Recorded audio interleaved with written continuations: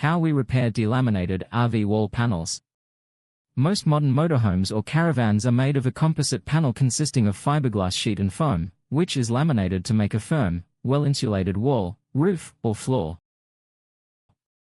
Traditionally, the motorhome walls had steel or aluminium struts that acted as the main structure, and the fiberglass sheet was usually attached to a plywood wall structure. When in good condition, the modern wall panels are fairly strong, but when the composite layers start to delaminate, the outer layer will move independently from the foam core, and the wall panel becomes floppy. The solution is to totally separate the layers and relaminate them to solidify the structure.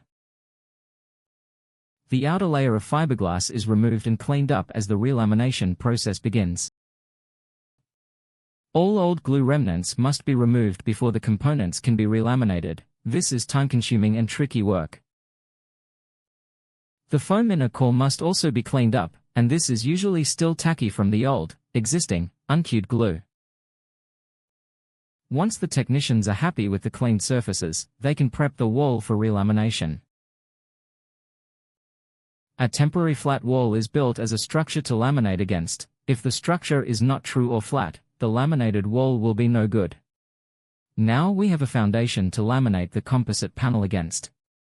Once the temporary structure is removed, we can reassemble the vehicle and put back the windows and doors. The perimeter seams must be fully sealed before the corner caps are installed to prevent future water ingress.